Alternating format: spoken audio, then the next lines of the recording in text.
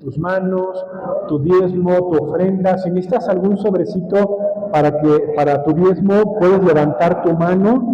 Y quiero que por favor levantes tu mano, porque quiero orar por ti, aunque tú no puedas dar, quiero orar por ti, por tu economía y por tu provisión. Y vamos a orar también por el mensaje, por la palabra que el Señor tiene preparada para nosotros el día de hoy, una palabra que yo considero que es impactante. Así que levanta tu mano, por favor, y vamos a orar. Señor, gracias, Padre bendito, porque nos regalaste otro domingo más, Padre, para venir a celebrarte, para venir a conectarnos contigo, Padre. Gracias por tu bendición, gracias, Padre mío, porque tú has sido bueno y misericordioso, Padre. Yo te quiero pedir por la economía de todas y cada una de las familias, de las casas aquí representadas, Padre, que seas tú bendiciendo cada casa, que seas tú llenando de provisión, que abras las ventanas de los cielos para que sobre y abunde. Multiplica, Señor, por favor, el dinero que llega a nuestras manos, para que lo podamos, Padre bendito, administrar de manera correcta, también para que podamos ser fieles a ti, a lo que dice tu palabra, Padre mío. Gracias, Padre, por tu bendición, gracias por tu infinita misericordia, Padre mío, gracias por tu provisión, porque hasta el día de hoy tú nos has dado el vestido, el calzado, el alimento y aún el techo, Padre. Gracias te damos porque no nos falta nada, Padre mío, y te pido por el trabajo de todos y cada uno de los que estamos aquí, que seas tú bendiciéndolo, y aún si alguien no tiene un trabajo, que seas tú proveyéndole de un empleo, Padre bendito, de una forma de poderse sustentar a través de tu bendición, Padre. Y en ese mismo espíritu te pedimos, Señor, por la palabra del día de hoy. Yo te quiero pedir que seas tú quien hable, que seas tú quien abra nuestro corazón, nuestra mente, y pueda ser sembrada esta palabra, Padre, este mensaje que tienes preparado para nosotros el día de hoy. Úsame a mí únicamente como un instrumento, como un vaso, pero que seas tú hablando, Padre mío, y dando revelación a tu iglesia. Gracias te damos y te pedimos esto en el poderoso nombre de Jesús. Amén y amén. Pues familia, nuevamente bienvenido. Nos da muchísimo gusto poderte ver el día de hoy. Gracias a Dios porque hoy tomaste la decisión de venir a su casa, ¿verdad? De venir a congregarte, de venir a buscar su presencia, porque en su palabra dice que donde hay dos o más reunidos, allí en medio está Él, y aquí habemos más de dos. Por lo tanto, quiere decir que su presencia, que su Espíritu Santo está en este lugar. Amén. Así que vamos a empezar, familia. Hoy tengo un mensaje, creo yo, importante. Es un mensaje del cual me gusta hablar. Es un mensaje difícil de aceptar, de entender incluso, pero yo creo y declaro en el nombre de Jesús que va a ser de bendición para tu vida. El título de la prédica de hoy se llama Bástate mi gracia. Bástate mi gracia. Y vamos a ver el contexto de esta frase de bástate mi gracia. Vamos a 2 de Corintios 12, del 7 al 10, y dice así. Dice, este es Pablo, ¿sí?, hablando a la iglesia de Corinto. Y dice, y para que la grandeza de las revelaciones no me exalte desmedidamente, me fue dado un aguijón en mi carne, un mensajero de Satanás que me abofetee, para que no me enaltezca sobremanera. Respecto a lo cual 3 veces he rogado al Señor que lo quite de mí, y me ha dicho, bástate mi gracia, porque mi poder se perfecciona en la debilidad. Por tanto, de buena gana me gloriaré más bien en mis debilidades, para que repose sobre mí el poder de Cristo. Por lo cual, por amor a Cristo, me gozo en las debilidades, en afrentas, en necesidades, en persecuciones, en angustias, porque cuando soy débil, entonces soy fuerte. Es una palabra, familia, que va en contra del mundo. Acuérdate que nosotros vivimos en el mundo al revés. Lo que dice el mundo, lo que dice la sociedad, lo que dice la gente que no conoce a Cristo, ¿sí?, para ellos nosotros estamos mal, pensamos mal, porque vamos en contra de la corriente y en contra del mundo. ¿Sí? Aquí Pablo nos está diciendo, ¿sí?, que prefiere estar en la debilidad. Y en este décimo versículo, en el versículo 10 dice, me gozo en las debilidades. A ver, te gozas en las debilidades. ¿Qué son las debilidades? Cuando estás débil, dice en afrentas. Afrentas son disensiones, son combates, ¿verdad? Batallas. En necesidades. ¿A alguien le gusta estar en necesidad? No, ¿verdad? En persecuciones, o sea, si alguien te viene correteando, si te tiene que estar escondiendo de una persona, eso es una persecución. En angustias, ¿a alguien le gusta estar angustiado? No, ¿verdad? Vivir en angustia, vivir en temor, con miedo. Dice, porque cuando soy débil, entonces soy fuerte. Esta es la palabra que nos da Pablo del mundo al revés en el que él vivía. Y nos habla aquí de que Pablo no se gloriaba en sus puntos fuertes. Pablo era un hombre fuerte, un hombre valeroso, un hombre estudiado, un hombre con mucho conocimiento, pero no se gloriaba en todas estas aptitudes que tenía o en todas estas características positivas, ¿sí?, sino se gloriaba, según él, en sus necesidades, en sus debilidades, que tenía que ver con las necesidades. Muchas veces, familia, los que sufren, ¿cuántos de aquí hemos sufrido algún problema? Con la familia, con los hijos, con los padres, con la economía, ¿verdad? Con las finanzas, una enfermedad que tengas que ir a dar al hospital, ¿sí? O una enfermedad pues ya de por vida, ¿verdad? O no sé cuál sea el problema que tú estás viviendo, pero yo creo que todos aquí hemos pasado por ese tipo de situaciones, ¿verdad? Pero te voy a decir una cosa, desafortunadamente, a lo mejor no coincide contigo, pero cuando estamos en una posición así, es cuando más buscamos a Dios. Hay quienes a Dios lo consideramos la llanta de refacción. ¿Ubicas la llanta de refacción que trae tu coche en la cajuela? Cuando estás muy bien, ni te acuerdas de Dios. Pero cuando tienes un problema, cuando se te poncha la llanta, te acuerdas que traes una llanta de refacción y entonces abres la cajuela, sacas la llanta y la cambias, ¿no? Y así consideramos a Dios, que Dios solamente es para casos de emergencia. Vuelvo a lo mismo, a lo mejor no es tu caso, pero desafortunadamente muchas personas sí. Y entonces cuando tienes esa emergencia, esa necesidad, esa enfermedad, ¿sí?, cuando estás viéndote de frente con la muerte, con una enfermedad, con un problema económico, con tus hijos en vicios, con tus padres en una situación complicada, o que papá se quedó sin trabajo, o ese tipo de situaciones, la realidad es que es cuando más, tristemente, es cuando más buscamos a Dios, cuando más queremos la ayuda del Señor, cuando decides doblar tus rodillas, cuando decides morir a ti mismo y dices, ¿sabes qué, Señor? Ya no puedo, ayúdame por favor, y te puedes doblar tus rodillas y te puedes hincar y te pones a llorar y te quebrantas porque estás en medio de la necesidad y en ese momento mueres a tu orgullo, ¿sí?, a lo que eres, ¿verdad?, para que Cristo se manifieste en ti y en mí. Esa es tristemente una realidad. Y te digo, no sé si es tu caso, pero el común denominador, no de la gente del mundo, sino del cristiano, es ese. Cuando estás en problemas es cuando vas a la iglesia. Cuando estás en problemas es cuando oras.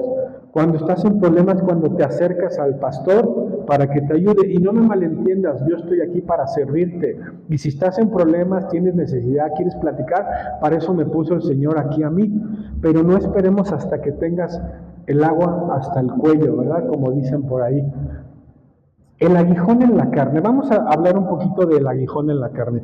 Sí, te decía en 2 de Corintios 12, en el versículo 7 y 8 dice así, dice, y para que la grandeza de las revelaciones no me exaltase desmedidamente, o sea, aquí hago un paréntesis rápido, fíjate lo que dice Pablo, para que la grandeza de las revelaciones, porque a él Dios le hablaba, a ellos le daba revelación, o sea, él tenía un nivel alto, digamos, espiritual, teológico, él era un hombre que sabía de religión, que sabía de Dios, que era un hombre estudiado, ¿verdad? Que había estudiado con sacerdotes.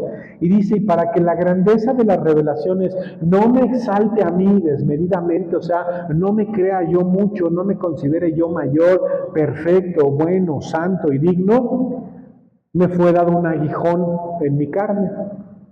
Un mensajero de Satanás, fíjate cómo considera ese aguijón como un mensajero de Satanás, o sea, yo creo que era un problema gravecito el que él tenía. Para decirlo, nombrarlo con estas palabras, dice un mensajero de Satanás que me abofetee, para que no me enaltezca. O sea, me están dando una friega, como dicen por ahí, ¿verdad? Y él dice, y es para que no me enaltezca. O sea, fíjate la sabiduría de este hombre que estaba consciente del problema que estaba teniendo, pero sabía que era para que no se enalteciera. Es decir, estaba aceptando y estaba diciendo que estaba bien, porque así no me enaltezco. ¡Wow! ¡Qué fuerte!, ¿no? A mí me pasó alguna vez, te pongo un ejemplo rápido, mi hija Isabela, ellas siempre han sido, gracias a Dios, de cuna cristiana. Cuando ellas nacieron, nosotros ya, gracias a Dios, estábamos en la iglesia, y ellas han sido de cuna cristiana y siempre han estado en la escuela dominical, y gracias a Dios han podido estar en la escuela cristiana, y siempre su vida ha sido la iglesia, porque nosotros íbamos a la iglesia los domingos, servíamos, luego teníamos reunión de servidores los lunes, luego los miércoles estábamos también, y íbamos, además todos sus amiguitos, sus compañeritos eran cristianos, y entonces ellas desde chiquitas han estado expuestas a la palabra, a lo que dice la Biblia y al Espíritu. Y me acuerdo que una vez, por algo le di unas nalgadas. Estaba chiquitita, tenía como unos 5 o 6 años, y por algo se ganó sus nalgadas, porque se las gana, ¿verdad? Y después de que le di sus nalgadas y se fue a su recámara a llorar, yo me acuerdo que vino como unos minutos después, como 20 o 30 minutos, no sé, y me dijo, gracias papá por corregirme. Imagínate, una niña chiquita de 5 años, ¿no? Y a mí me cimbró, porque eso es lo que está diciendo Pablo aquí. Dice un mensajero de Satanás que me abofetee para que no me enaltezca de sobremanera. O sea, así como mi hija dio gracias por la corrección, que le dolió, ¿sí? Así Pablo lo está expresando. Dice para que no me enaltezca, o sea, está bien que me lo deje el Señor. Pero dice en el 8, respecto a lo cual 3 veces he rogado. Fíjate, no dice que le he pedido al Señor. Dice 3 veces he rogado al Señor que lo quite de mí. Perdón, a ver si me regalas tantito de tu bebida acá. Según los estudiosos, familia, ese aguijón era una enfermedad. Perdone. Según los estudiosos, ese aguijón era una enfermedad. Pero la realidad es que no lo define exactamente en el libro de Corintios. No lo define. Puede haber sido un problema, no sé si físico, no sé si emocional, ¿sí? No sé si a lo mejor era un tema de un familiar, ¿verdad? Porque pues Pablo tenía familiares, a lo mejor su mamá estaba enferma, ¿sí? De una enfermedad terminal, no lo dice, pero sí nos da a entender que posiblemente, porque él dice que él tenía un aguijón en su carne, ¿no? Entonces uno se imagina que si es en mi carne, pues es en mi cuerpo, pero a lo mejor era un problema que le afectaba la carne, porque al final de cuentas nos afecta físicamente, ¿no? Entonces, la realidad es que no sabemos, familia, pero lo que sí sabemos es que Pablo traía una bronca, traía un problema, traía algo que le rogó al Señor 3 veces que se lo quitara, y no se lo quitó el Señor. Y tú y yo tenemos aguijones en la carne. No sé si tengas una enfermedad, como te decía hace rato, un problema con un familiar, un hijo que se te está yendo para el mundo, un papá o mamá con un problema grave, un tema de finanzas o algún dolor que traigas tú adentro que no has podido superar. No sé cuál sea tu tema, familia, pero ¿alguien de aquí tiene un aguijón o nada más me estoy imaginando? Amén. Familia, ese aguijón, Pablo le pidió al Señor 3 veces que se lo quitara. Quiero que te emparejes, que te metes al mismo carril que traía Pablo. Tú seguramente le has pedido al Señor que te quite ese dolor, ese problema, esa situación, ¿sí? Pablo le pidió 3 veces, a lo mejor tú y yo le hemos pedido 100 veces. Y la respuesta de Dios, familia, para Pablo, que yo considero que este día es para ti, es bástate mi gracia. Qué difícil y qué duro, pero la respuesta de Dios es bástate mi gracia. Señor, quítame por favor este problema, esta enfermedad, bástate mi gracia. Quítame esta situación que estoy pasando, que me duele, que me saca de onda, bástate mi gracia. Es decir, le dijo, no te lo voy a quitar, pero yo soy suficiente. No te lo voy a quitar, pero voy a estar contigo. No te lo voy a quitar, pero aquí está mi mano para acompañarte en el proceso. Esto es lo que el Señor le dio a entender a Pablo cuando le dijo, bástate mi gracia. ¿Y qué es la gracia de Dios, familia? La gracia de Dios la podemos definir en 2 sentidos. La gracia, el punto número 1, es un favor inmerecido. ¿Sí? O sea, la gracia que nosotros recibimos de parte de Dios es un favor inmerecido, es decir, ni tú ni yo merecíamos que Jesús muriera en la cruz, porque no lo merecíamos, porque somos pecadores, ¿sí? No merecíamos esa muerte, pero recibimos ese favor sin merecerlo. Yo no lo merecía, ni tú lo merecías, pero Dios se plació en dar a su Hijo unigénito para que muriera por ti, por mí y por nuestros pecados. Amén. Esa es la gracia en un sentido, pero en otro sentido, la gracia de Dios es el poder, ¿sí? que nos da, que hay en nosotros a través de Él y de su Espíritu, y que nos ayuda a hacer las cosas como debemos de hacerlas. ¿Sí? Es decir, a caminar con Dios.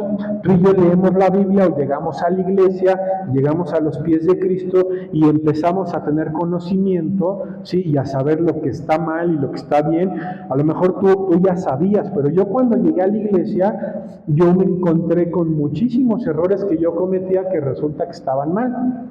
Entonces, la gracia que Dios nos da en ese sentido es esa fuerza, esa voluntad que empezamos a tener para dejar de pecar, ¿sí? Es la gracia de Dios obrando en nosotros a través de su Espíritu Santo.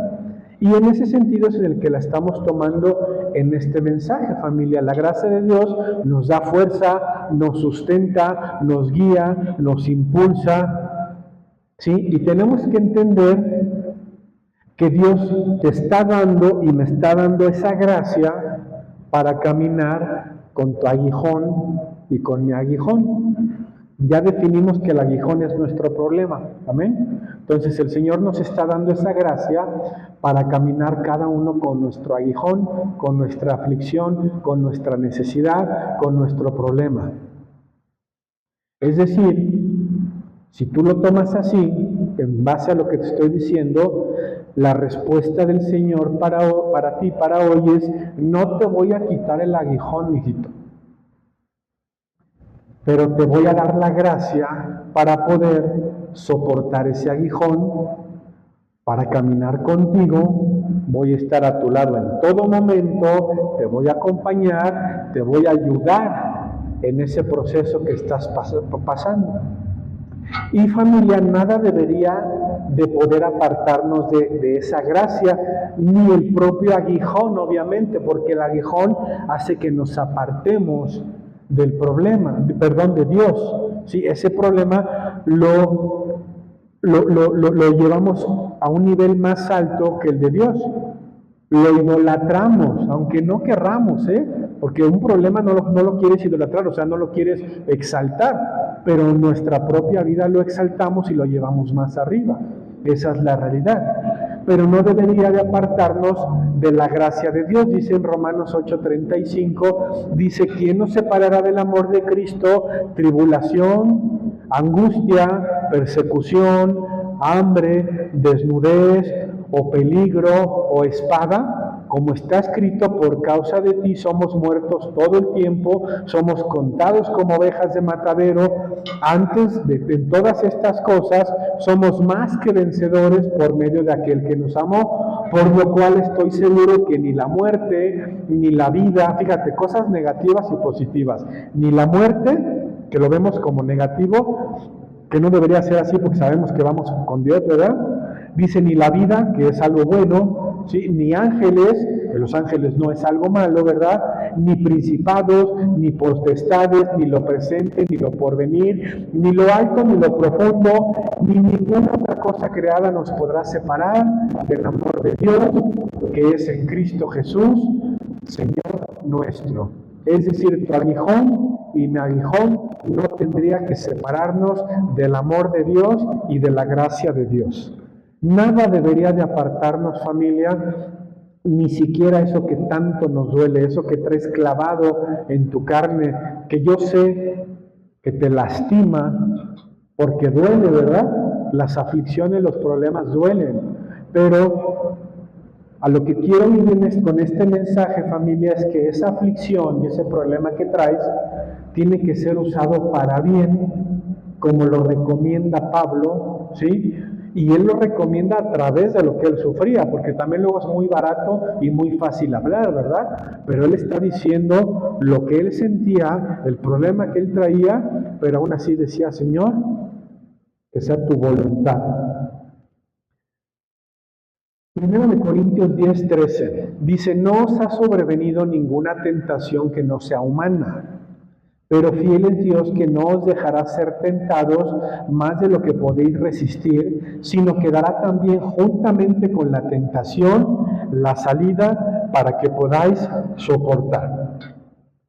Dice aquí que no te está viniendo ningún problema que no sea humano. O sea, a veces nosotros sentimos que traemos el mayor problema del mundo, pero la realidad, familia, es que también otros viven con su problema o con una situación similar o peor aún. Pero dice que también junto con el problema nos va a dar la salida. Dice para que podáis soportar. Eso te está diciendo el Señor, familia. En términos de la chaviza, de los chavorrucos, nos estaría diciendo, no seas nena y aguántate. Eso es lo que nos está diciendo el Señor. Tienes el problema, yo voy a ir contigo a la guerra.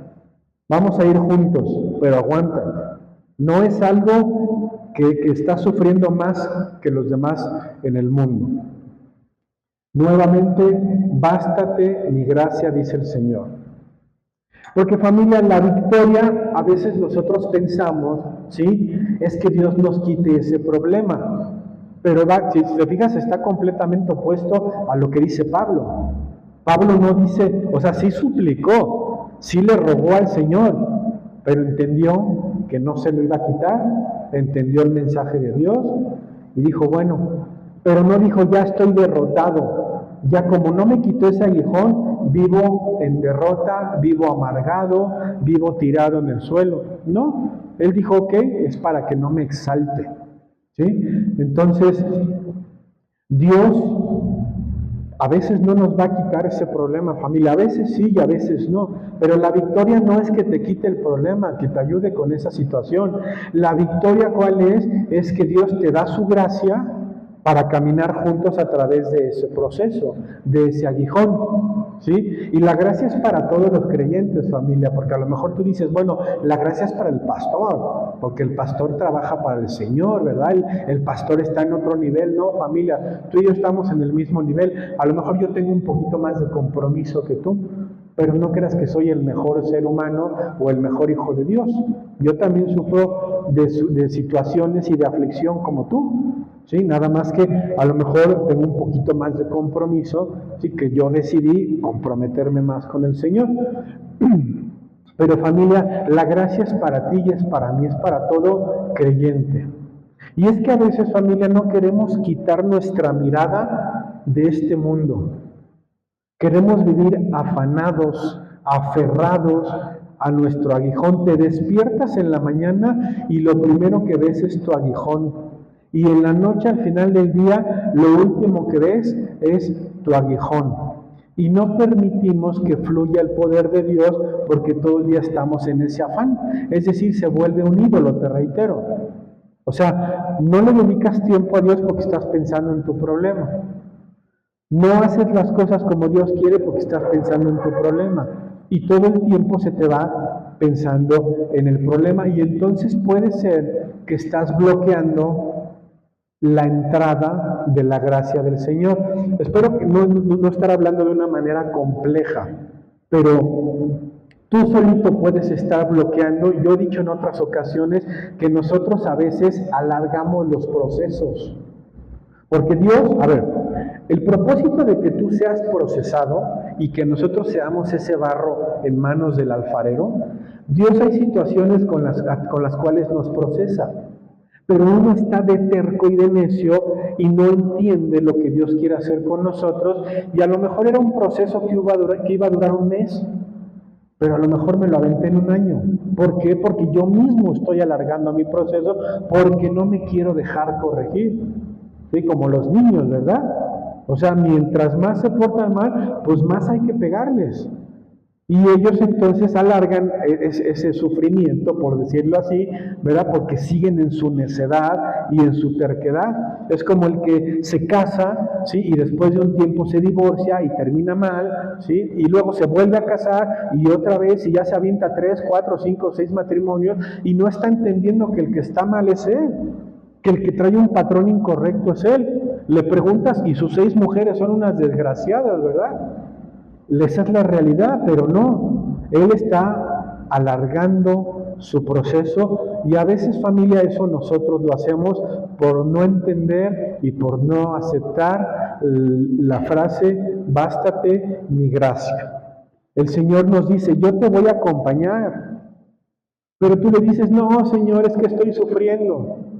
Y el Señor, si está frente a ti, te dice, a ver, ven, te abro los brazos, ven para que te abrace. No, pero es que me duele mucho. Pero es que toma, te doy mi mano para que camines conmigo. No, Señor, porque me siento muy mal. ¿Me explico? Estás concentrado en el aguijón en lugar de estar concentrado en el Señor. No es fácil, no estoy diciendo que sea un proceso sencillo, pero la realidad es que el Señor quiere caminar contigo. ¿Te duele? Sí, te duele. ¿Te molesta? Sí, te molesta. ¿Te desespera? ¿Te afana? ¿Te fastidia? A mí me pasó, familia. Algunos de aquí saben que mi papá le dio un derrame cerebral en el 2010, y a él se le paralizó la mitad del cuerpo. Del lado derecho no tenía movilidad, y aún más complicado, perdió el habla. Él no podía comunicarse con nosotros. O sea, abría la boca y nada más decía mata, mata, mata, mata. O sea, si te quería platicar algo, decía mata, mata, mata. Entonces, no podía comunicarse con nosotros. Y para mí mi papá siempre fue mi héroe. Yo al día de hoy lo amo con todo mi corazón. Sé que lo voy a ver. Si Dios me preguntara, oye hijo, te voy a cumplir un deseo, ¿cuál es? Le diría, regrésame a mi papá. Porque yo a mi papá lo amo con todo mi corazón, y tiene 10 años que falleció y me sigue doliendo, no en el aspecto de que no he pasado o terminado ese proceso, ya lo terminé, pero me duele porque lo extraño. No sé si me explico, o sea, lo extraño y me encantaría que él estuviera aquí. Él no pudo conocer esta iglesia. Yo sé que él sabe que soy pastor, ¿verdad? Pero le hubiera encantado verlo físicamente. Y durante ese proceso, familiar, él estuvo 4 años, nos regaló el Señor 4 años enfermo. Y fue un proceso muy complicado, buscamos miles de procedimientos, de formas para ayudarlo, para que sanara, pero yo vivía afligido. Durante 4 años vivía afligido. ¿Cómo te lo puedo explicar? A algunos de aquí nos pasó que de repente un día te cortó el novio o te cortó la novia, ¿sí? Y te dolió, ¿no? Bueno, ese dolor yo lo tenía durante 4 años, porque a mí me dolía todos los días. Y yo todos los días le oraba al Señor para que lo sanara. Y yo lo soñaba hablando y caminando y haciendo su vida normal. Pero ¿sabes qué, familia? Yo me aferré a ese dolor. Cuando mi mamá me hablaba todos los días, sí, porque todos los días nos comunicamos, entonces, fíjate, yo cuando agarraba el teléfono y veía que era mi mamá, en esos 2 o 3 segundos que me tardaba yo en contestar, oraba. Señor, por favor, que mi papá está bien en el nombre de Jesús. Bueno, y eso era todos los días. Vivía yo afligido. Y al final de cuentas, partió con el Señor. Fíjate hasta dónde me llevó ese aguijón, que un día, estando en la iglesia, yo le dije al Señor, si tú te llevas a mi papá, jamás me vuelvo a parar en tu iglesia. Así de tontito estaba yo, porque poniéndome a las patadas con Sansón, ¿no? Pero eso le dije, y mira, ahora hasta pastor soy, ¿verdad? Cállese la boca.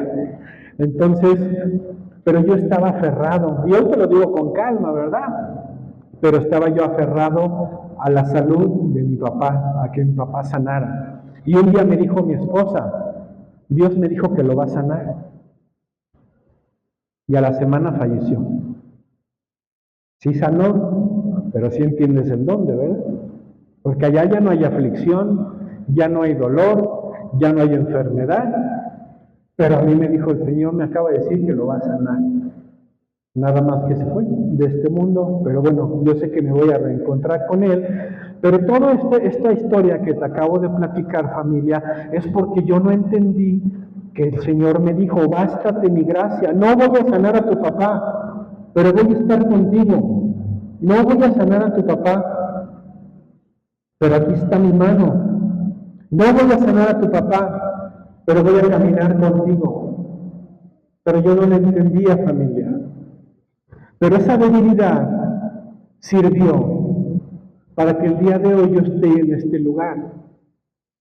Esa debilidad, ese proceso sirvió para eso, familia, porque la realidad es que si tú estás en un yate en Cancún, no crees necesitar a Dios. Si ahorita estuvieras en la playa, ¿verdad?, frente al mar, ahí dices, pues igual no necesito a Dios aquí. Pero cuando estás en debilidad, cuando estás en el proceso, cuando estás siendo arrastrado, ahí es cuando necesitas del Señor y cuando lo buscas. Cuando estás afligido, cansado, enfermo. Porque dice aquí que Dios se glorifica en nuestra debilidad. Si creo yo que si yo no me hubiera aferrado a ese aguijón, mi proceso hubiera sido más corto y no de 4 años de dolor. Porque me dolía como no tienes idea. En ese entonces se embarazó mi esposa de Isabela. Y mi esposa me decía, es que no te da ilusión que esté yo embarazada. No, porque yo todos los días sufría por mi papá. O sea, yo alargué mi proceso, familia, y eso a lo mejor es lo que estás haciendo tú el día de hoy. Desconozco cuál es tu proceso. Pero puede ser que tú lo estés alargando porque estás aferrado a ese aguijón. Ese aguijón se ha convertido en tu Dios, en lo más importante para tu vida.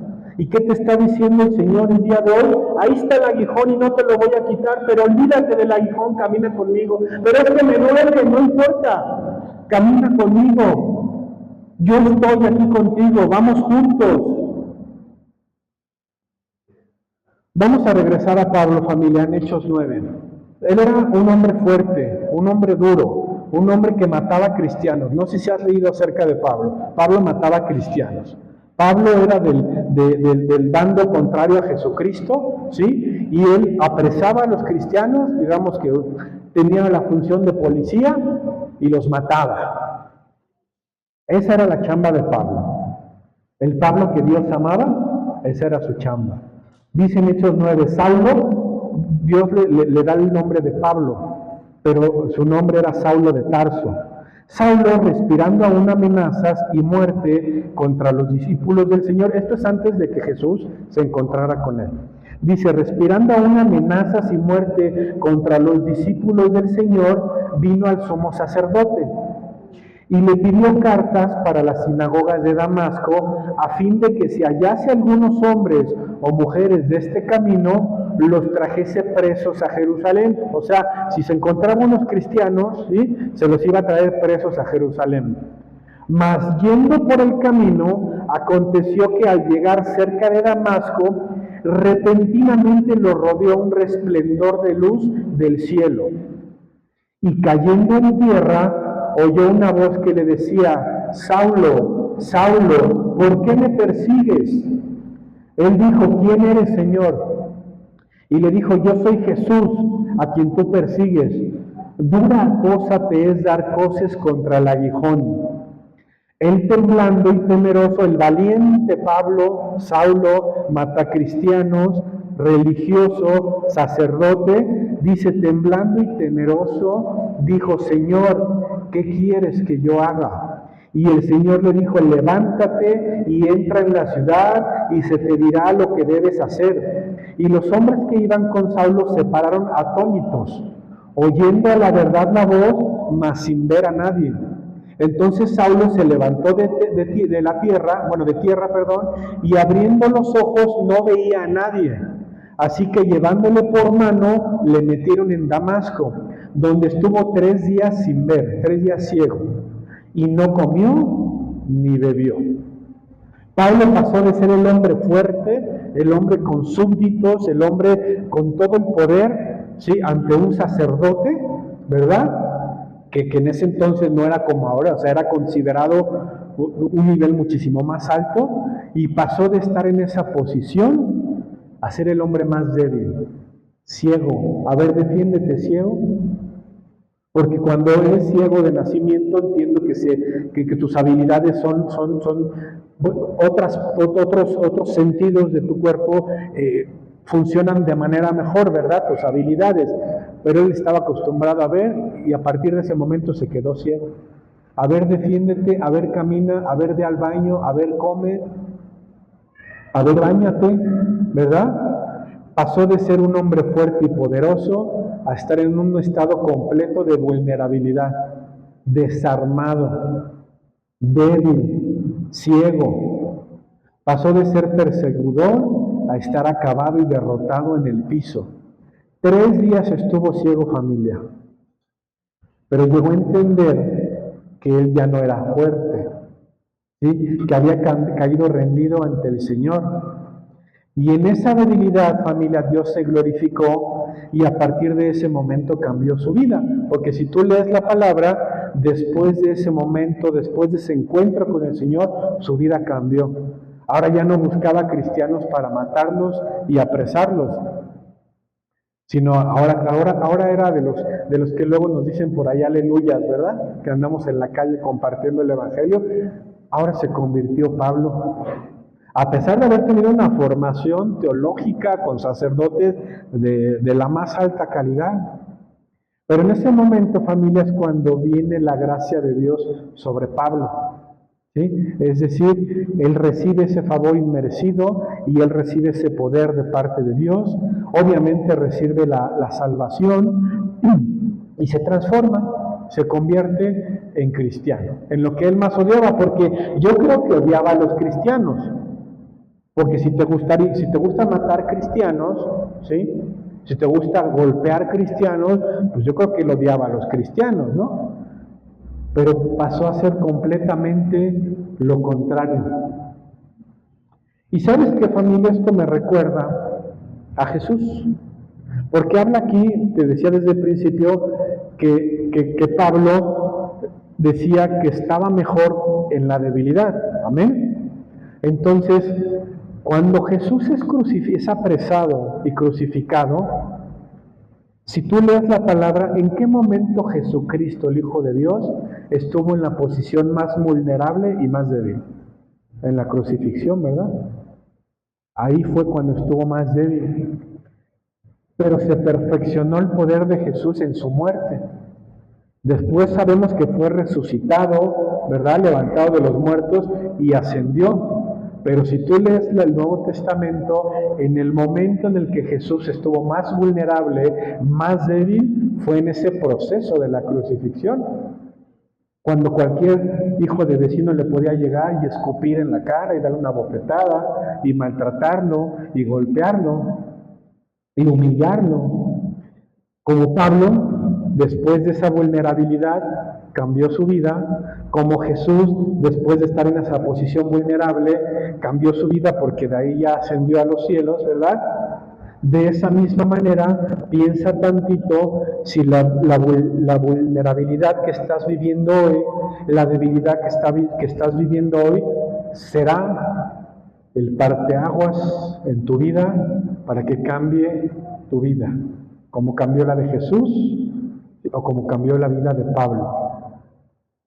Entonces, ¿qué debo de hacer si me encuentro en derrota, en debilidad? Mi consejo es buscar a Dios, hacer las cosas como Dios quiere, dejar de tener esa derrota, esa vulnerabilidad, esa debilidad como ídolo. Es decir, voltear a ver a otro lado. Tú estás viendo tu problema cuando lo que necesitas es voltear a ver a Dios. Porque ahí está la solución. A lo mejor no la solución a tu problema que tu problema se acabe, pero tu problema va a ser más sencillo si vas tomado de la mano de Dios. Porque familia, a veces como cristianos tenemos esa mala costumbre de creer que Dios nos haga un milagro y que tu situación y la mía se solucione en los próximos 5 minutos, ¿o no? Señor, sáname, pues de aquí a la noche porque mañana tengo que ir a chambear. Señor, resuelve mis finanzas por estos días porque ya viene el cumpleaños de mi hija. Señor, ayúdame con mi hijo, ya corrígelo. Pero pronto, porque fíjate que tengo que ir a escribir a la escuela. No sé cuál sea tu posición, tu situación, pero a veces estamos bien mal acostumbrados como cristianos. Y hoy quiero el Señor que cambies esa visión que estás teniendo. De que queremos que en los próximos 5 minutos el Señor nos haga los milagros y nos convertemos a veces en cristianos perezosos porque no queremos pasar por procesos. Y no me malentiendas, familia. Nosotros hemos visto y sabido de grandes milagros, de gente que el Señor ha curado de cáncer, de sida, que ha levantado de los muertos.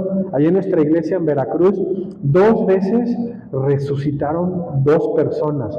Uno ya estaba en la plancha en un hospital, declarado muerto. Y llegaron mis pastores, lloraron por él y se levantó. Y ya tenía varios minutos muerto. Y no es que mis pastores sean los mejores pastores del mundo mundial, simplemente fue el Señor a través de ellos, ¿verdad? Otra ocasión, un joven también en una motocicleta se accidentó y el Señor lo resucitó de los muertos. Y tristemente no van a la iglesia, ¿eh?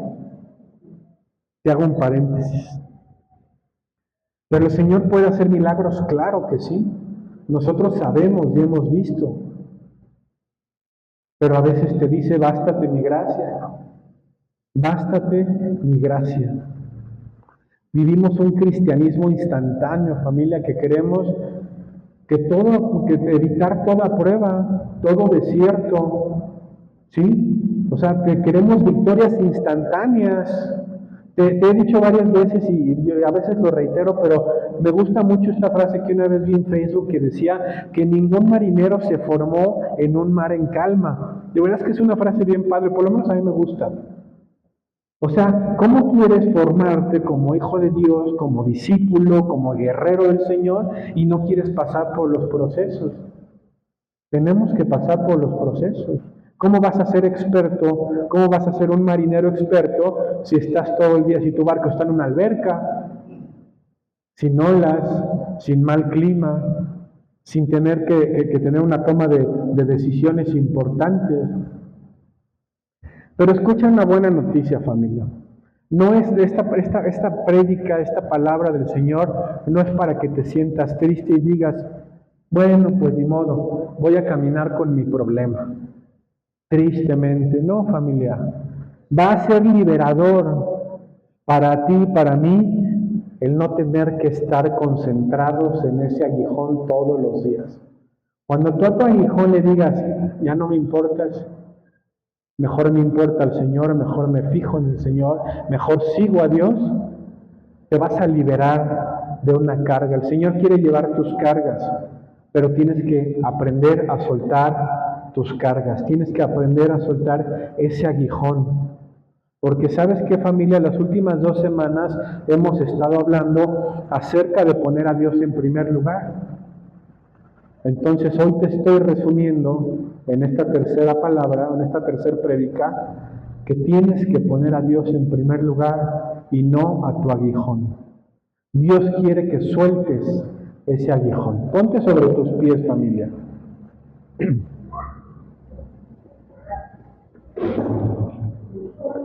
Familia, de verdad espero que te lleves bien sembrada en tu corazón